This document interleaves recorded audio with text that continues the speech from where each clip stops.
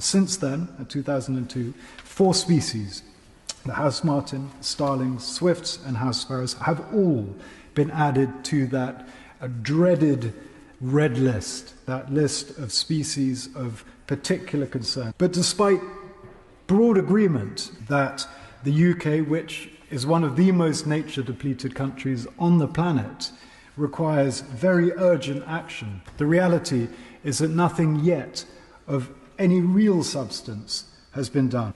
So this simple proposal of including swift bricks in new build is key. Modern new build homes are simply not designed nowadays to accommodate nature. The swift brick is a zero maintenance solution. It's effectively just a brick in a wall, and in the context of a refurb or a new build, it's cheap, costs £30, and we know that they work. Now, if this amendment is adopted, and I really do beseech colleagues to support it, we'll be directly helping the government itself meet legally binding targets to halt biodiversity loss by the end of this decade. That there is no downside. In the Netherlands, swift bricks are already installed as a mitigation measure. Look, national legislation is necessary. Of 455 local planning authorities in England, just 9 have planning conditions around swift boxes. So the voluntary approach does not work. And we've debated the issue over and over again. We understand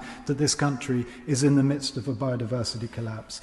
We're asking here for something so small, so simple, so inexpensive, but something that will have a gigantic impact on these irreplaceable iconic creatures, and I really do encourage the government to think again. But I would say to my noble friend, Gibraltar have done this, and very successfully actually for several years, if not longer.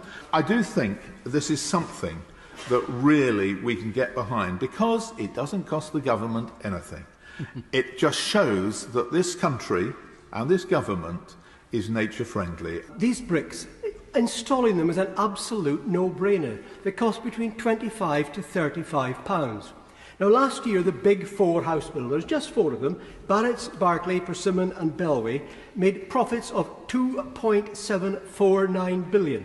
£2.749 billion. I'm sure they can afford a 25 quid brick, my lords, for the 300,000 homes they might or might not manage to build next year. Now, I learned today, and I hope I learned wrongly, that the government might be opposed to this measure. I also understand in the Commons, the government said, we can't mandate this nationally, we must leave it to local voluntary discretion. House building left to local voluntary discretion, my lords?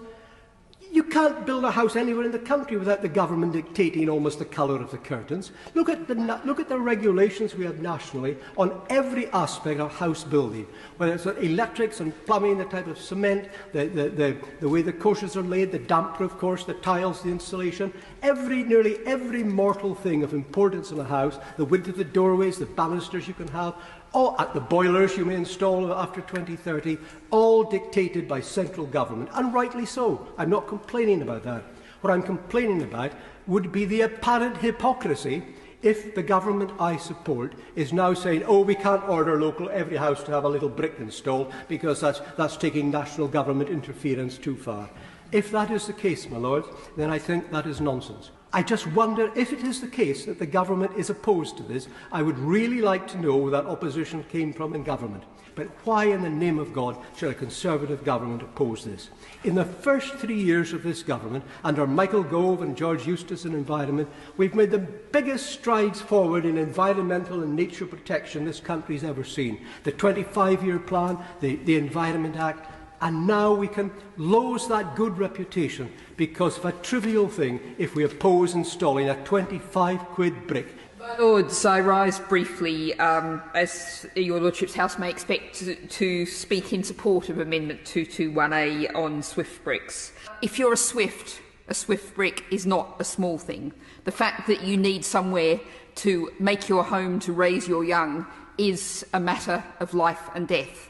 And as the noble Lord Goldsmith said, a 60% decline in the population in the last 25 years.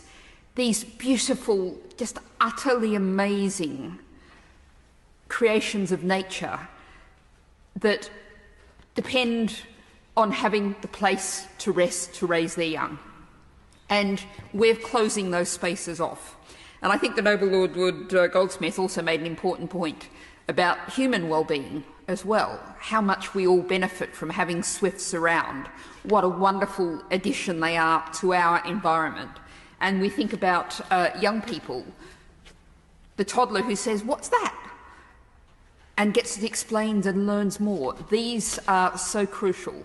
So the state of our biodiversity is absolutely parlous. We are one of the worst corners of this planet for nature.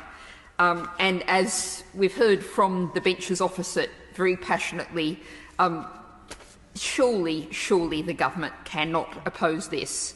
Please, let's have some common sense here. My Lords, I rise also very briefly just to support the Noble Lord Goldsmith's amendment. It's absolutely common sense.